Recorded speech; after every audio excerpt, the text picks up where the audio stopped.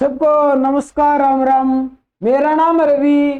कैसे हैं आप सभी? मुझे आशा है आप सब ठीक ठाक होंगे और आपकी पढ़ाई जबरदस्त तरीके से चल रही होगी साहब। आज हम करते हैं हरियाणा का इतिहास।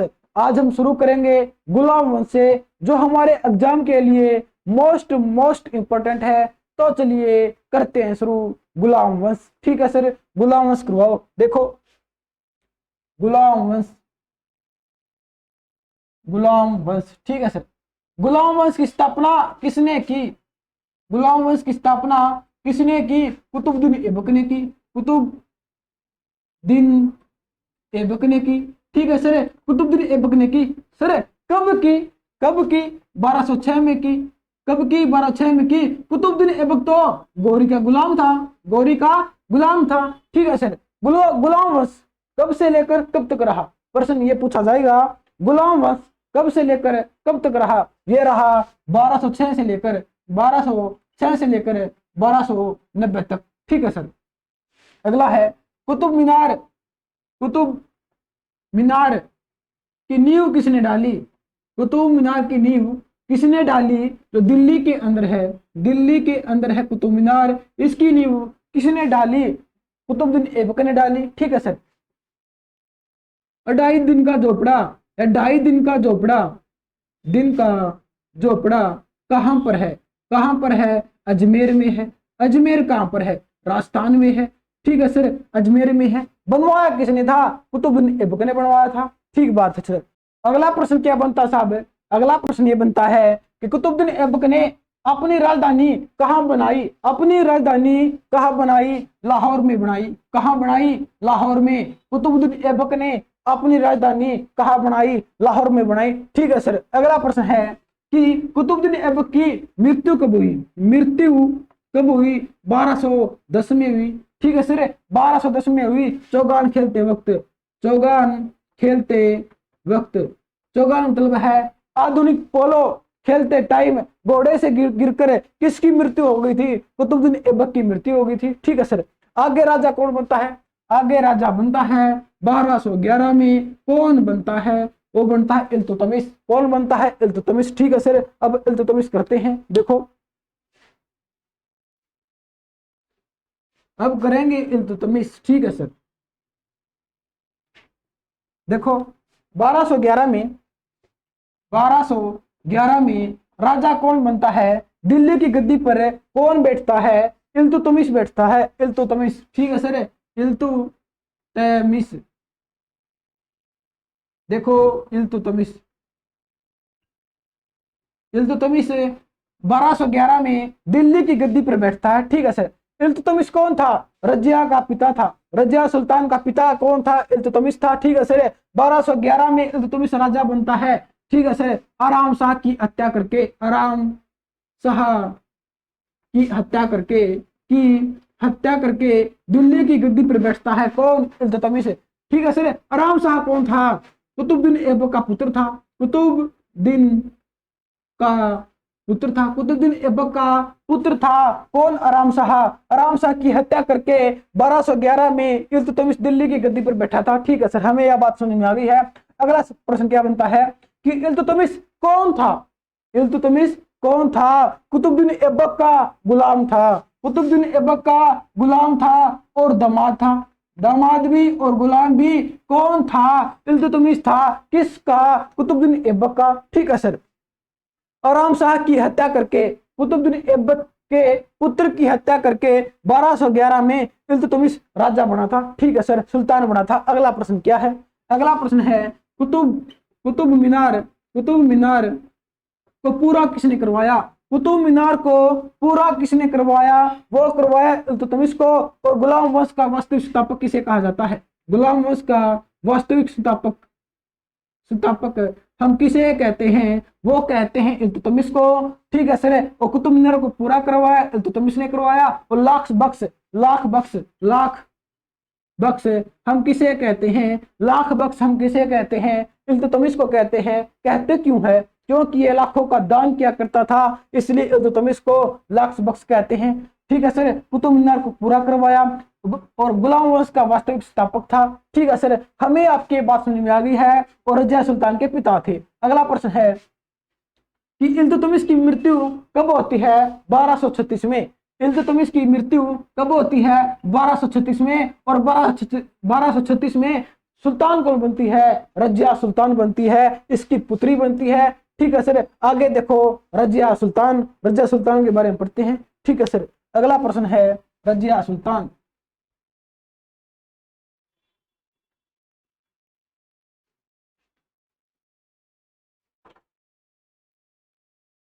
पहले एक प्रश्न कर लेते हैं कि लाहौर से दिल्ली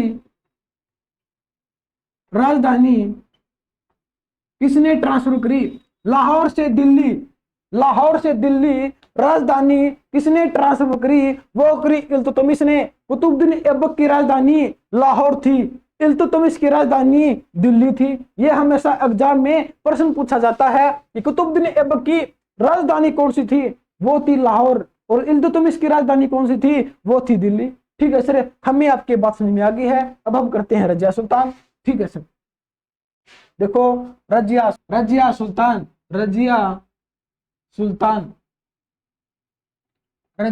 ठीक है सर। अगला प्रश्न है कि रजिया सुल्तान कब बनी? दिल्ली की गद्दी पर कब बैठी? 1236 में बैठी और 1240 तक रही। ठीक है सर, अगला प्रश्न क्या है कि रजिया सुल्तान पहली महिला मुसलमान शासिका थी। ठीक है सर, अगला प्रश्न है कि इसके पति का नाम क्या था? इसके पति का नाम क्या था? अल्तुनिया था, अल्तुनिया बटिंडा का सूबेदार था। ठीक है सर, अगला प्रश्न क्या है? अगला प्रश्न देखो, एक व्यक्ति का नाम है एल्फिस्टन। क्या नाम है? एल्फिस्टन ने एक बात कही थी। एल्फिस्टन ने एक बात कही थी, अगर रजिया स्त्री ना होती इसका नाम दिल्ली सल्तनत के महान शासकों में लिया जाता साहब। ठीक है सर, अगला प्रश्न देखो, अगला प्रश्न है कि रजिया सुल्तान की मृत्यु कब हुई? रजिया सुल्तान की मृत्यु कब हुई? 13 अक्टूबर 1240 में हुई। 13 अक्टूबर 1240 में हुई। कहां पर हुई? कैथल में हुई। और इसका मकबरा कहां पर है? कैथल में है। कहां पर है? कैथल में है। ठीक है सर, मकबरा कैथल में है। हम एचएससी ने एक बार ग्राम सचिव के पेपर में प्रश्न पूछा था। देखो क्या पूछा था कि थे स्थल कहां पर है? थे स्थल कहां पर है? कैथल में है। कहां पर है? कैथल में है। और रजिया सुल्तान का मकबरा भी कहां पर है? कैथल में है। थे में देखो मात्रा भी 2 है, कैथल में भी मात्रा 2 है। इसे हम पहचान सकते हैं कि थे स्थल, प्राचीन स्थल कहां पर है? कैथल में है।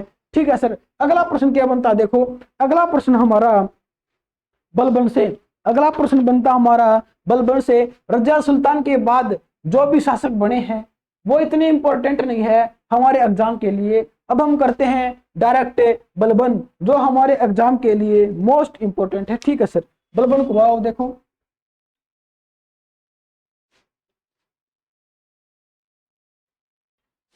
बलबन ठीक है सर, बलबन देखो प्रश्न है कि बलबन का टाइम पीरियड क्या था? बलबन का टाइम पीरियड था 1265 से लेकर 1288, इसका टाइम पीरियड था। ठीक है सर, अगला प्रश्न है कि बलबन ने पहली बार हरियाणा पर आक्रमण कब किया? बलबन ने पहली बार हरियाणा पर कब आक्रमण किया? वो किया 1248 में। बलबन ने पहली बार हरियाणा पर 1248 में आक्रमण किया। ठीक बात है। अगला प्रश्न है कि बलबन ने हरियाणा के वनों को कब कटवाया? बलबन ने हरियाणा के वनों को कब कटवाया? 1265 में कटवाया। कब कटवाया? 1265 में कटवाया। ये दोनों ही प्रश्न मोस्ट इंपोर्टेंट है और एग्जाम में पूछे गए हैं। ठीक है सर, अगला प्रश्न है बलबन के काल में मेयो जाति आक्रमण करती थी। आपसे प्रश्न पूछा जाएगा बलबन के काल में मेयो जाति आक्रमण करती थी और वर्धन वंश के काल में हून जाति आक्रमण करती थी साहब। ये एग्जाम के लिए मोस्ट इंपोर्टेंट है। बलबन के काल में मेयो जाति आक्रमण करती थी और आक्रमण करने के बाद यह क्या करती थी? छुप जाती थी, छुप जाती थी। कहां पर छुप जाती थी? हरियाणा के जंगलों में छुप जाती थी, छुप जाती थी। ठीक है सर। अगला प्रश्न देखो, छुप जाती थी और मेव जाति के लोगों को मारने के लिए, मेव जाति के लोगों को मारने के लिए बलबन ने 1265 में हरियाणा के वनों को काट दिया और सारे मेव जाति के लोगों को मार दिया। ठीक है सर। 1265 में वन काटे हरियाणा के। क्यों क्यों काटे? क्योंकि मेव जाति के लोग वनों में छुप जाते थे, इसलिए काटा। ठीक है सर। अगला प्रश्न है कि पाबौस, पाबौस और सिजदा, सिजदा की प्रथा किसने चलाई? आपसे पूछा जाएगा पाबौस और सिजदा की, पाबौस और सिजदा किसने चलाई? परंपरा या प्रथा किसने चलाई साहब? वो चलाई बलबन ने, वो चलाई बलबन ने। पाबौस सिजदा की प्रथा किसने चलाई? बलबन ने चलाई। ठीक है सर। पाबौस का मतलब क्या होता है? पाबौस का मतलब होता है सुल्तान के पैर चूमना, सुल्तान के पैर चूमना। और सिजदा का मतलब है लेट कर प्रणाम करना। यह प्रथा किसने चलाई? बलबन ने चलाई। ठीक है सर। लोहो रक्त की, लोहो रक्त की, लोहो रक्त की नीति किसने अपनाई? लोहो रक्त की नीति किसने अपनाई? बलबन ने अपनाई। कहने का मतलब है खून के बदले खून, हाथ के बदले हाथ, सर के बदले सर। यह परंपरा किसने चलाई? बलबन ने चलाई। ठीक है सर। बलबन ने चलाई। किन लोगों के खिलाफ चलाई? मेव जाति के लोगों के खिलाफ चलाई। ठीक है सर। अगला प्रश्न है कि नौरोज, नौरोज, नौरोज या कह सकते हैं 9 वर्ष, 9 वर्ष परंपरा किसने चलाई? 9 वर्ष या 9 रोज या 9 वर्ष चलाने की परंपरा किसने चलाई? बलबन ने चलाई साहब। किसने? बलबन ने। अगला प्रश्न है गोपाल गोपाल गिरी का दुर्ग, गोपालगिरी का, गोपालगिरी का दुर्ग किसने बनवाया? गोपालगिरी का दुर्ग किसने बनवाया? बलबन ने बनवाया। कहां पर बनवाया? गुरुग्राम में बनवाया साहब। कहां पर? गुरुग्राम में। आपसे पूछा जाएगा गोपालगिरी का दुर्ग कहां पर है? गुरुग्राम में है। किसने बनवाया? बलबन ने बनवाया। ठीक है सर। अगला प्रश्न हमारा क्या बनता है? अगला वंश आता है, अगला वंश आता है खिलजी वंश। अगला वंश आता है खिलजी वंश, जिसका टाइम पीरियड कितना है? 1290 से लेकर 1320। जो हमारे हरियाणा के एग्जाम के लिए मोस्ट इंपॉर्टेंट नहीं है, मोस्ट इंपॉर्टेंट नहीं है। इंपॉर्टेंट कब है? इंडिया जीके में है। जब हम इंडिया जीके करेंगे, जब करेंगे खिलजी वंश। ठीक है सर। तब करवाना खिलजी वंश। इससे अगला कौन सा वंश आएगा? इससे अगले वंश आएगा तुगलक वंश। कौन सा? तुगलक वंश। तुगलक वंश करेंगे। तुगलक वंश का टाइम पीरियड क्या है? तुगलक वंश का टाइम पीरियड क्या है? 1320 से लेकर 1320 से लेकर 1414। ठीक है सर। अब हम ये करेंगे, तुगलक वंश करेंगे, जिससे हरियाणा के प्रश्न बनते हैं और खिलजी वंश से नहीं बनते थे। इससे बनते इंडिया जीके के प्रश्न। जब हम इंडिया जीके करेंगे तब ये वंश करेंगे। ठीक है सर। अब हम करेंगे तुगलक वंश। पहले इसका स्क्रीनशॉट ले लो। ठीक है सर।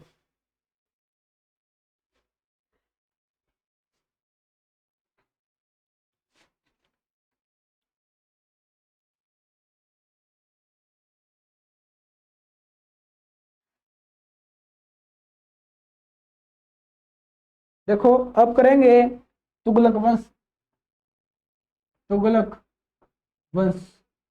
प्रश्न क्या है कि तुगलक वंश की स्थापना कब हुई? 1320 में हुई। कब तक रहा? 1414 रहा। ठीक है सर। सर किसने की? तुगलक वंश की स्थापना किसने की? गयासुद्दीन तुगलक ने की साहब। किसने? गयासुद्दीन, गयासुद्दीन तुगलक ने की। गयासुद्दीन तुगलक ने किस वंश की स्थापना की?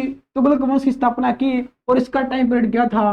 1320 से लेकर 1325। इसका गयासुद्दीन तुगलक का। फिर राजा कौन बनता है? इसके बाद राजा कौन बनता है? मोहम्मद बिन तुगलक बनता है साहब। कौन? मोहम्मद, मोहम्मद, मोहम्मद बिन तुगलक। मोहम्मद बिन तुगलक का टाइम पीरियड कितना था? 1325 से लेकर 1351। 1325 से लेकर 1351। और इसके बाद में राजा कौन बनता है? सुल्तान कौन बनता है? फिरोज शाह तुगलक। फिरोज शाह तुगलक बनता है साहब। फिरोज शाह तुगलक बनता है। ठीक है सर। इसका टाइम पीरियड क्या है? 1351 से लेकर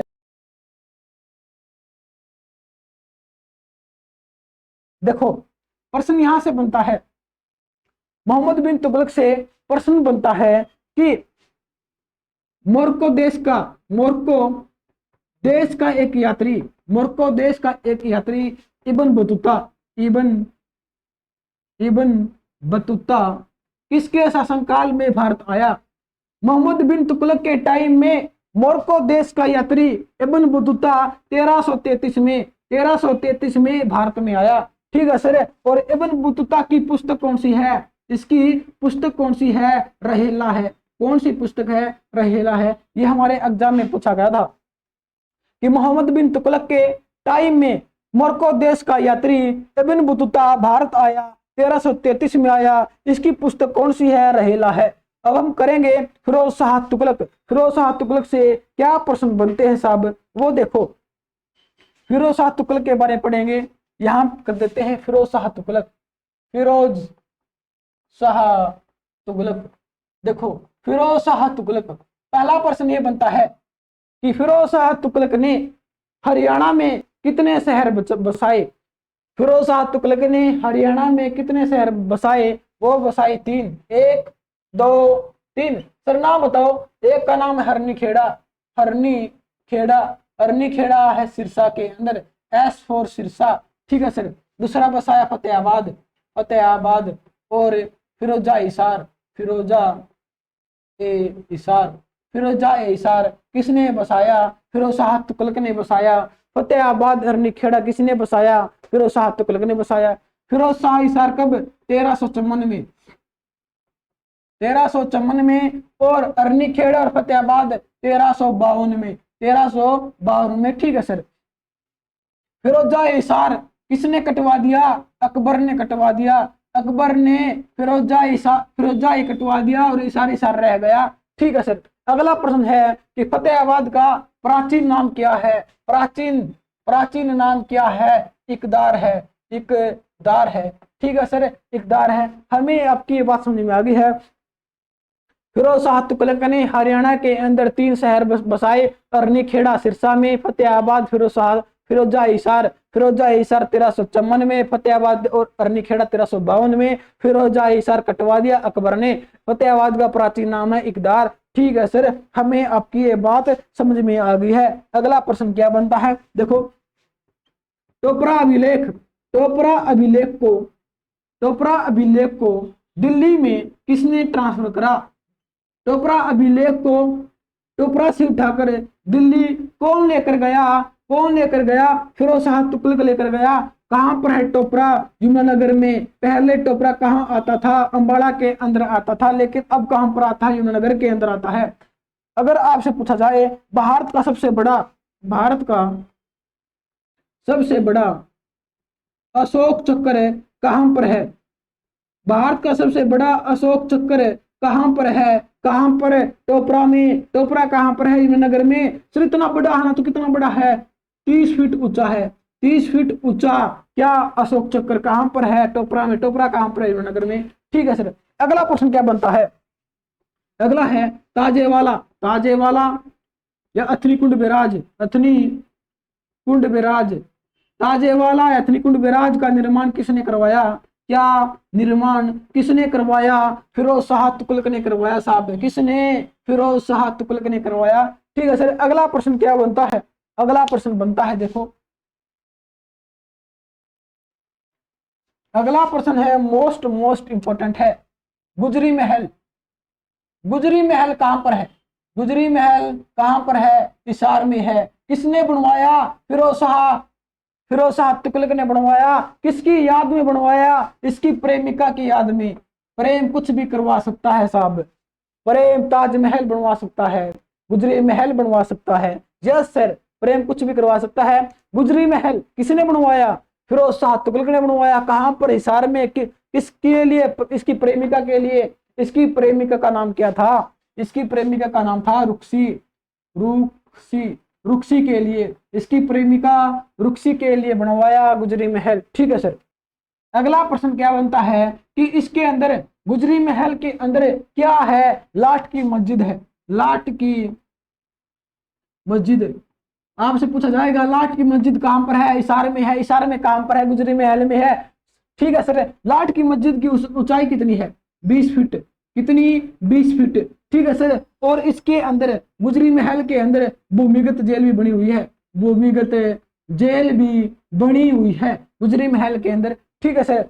इसके अंदर दीवाने आम, दीवाने ए आम भी बना हुआ है। इसके अंदर दीवाने आम बना हुआ है, जिसे हम क्या कहते हैं? फिरोज शाह तुगलक की कचहरी। फिरोज शाह तुगलक की कचहरी कहते हैं। किसे कहते हैं? दीवाने आम को कहते हैं फिरोज शाह तुगलक की कचहरी। ठीक है सर।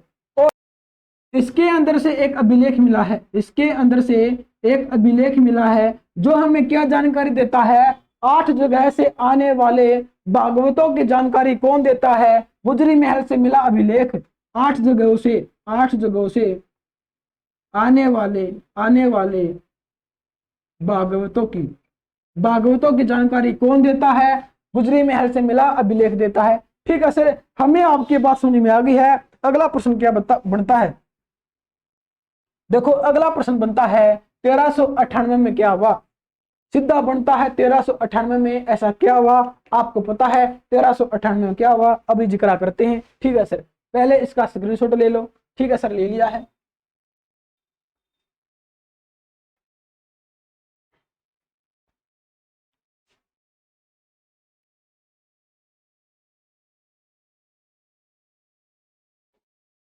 अगला है 1398। 1398 में क्या हुआ? तैमूरलंग ने आक्रमण किया भारत पर। 1398 में किसने आक्रमण किया? तैमूरलंग ने किया। कब किया? 1398 में किया। ठीक है सर। अगला प्रश्न क्या बनता है कि हरियाणा में तैमूरलंग ने कहां से एंट्री की?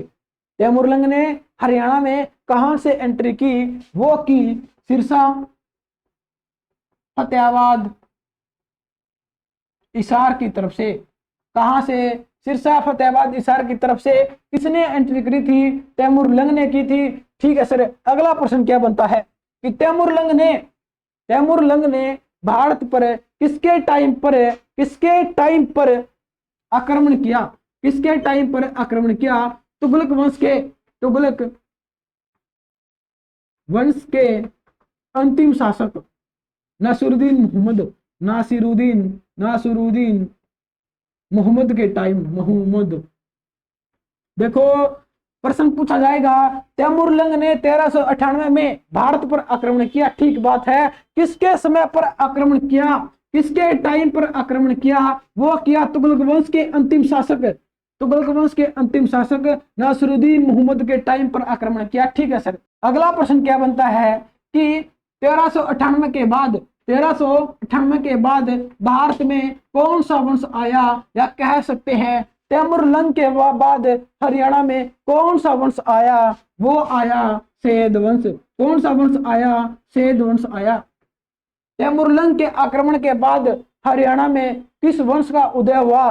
सैयद वंश का हुआ। सैयद वंश कब आया? 1414 में आया। और कब तक रहा? 1451 तक रहा। 1414 में आया और कब तक रहा? 1451 तक रहा।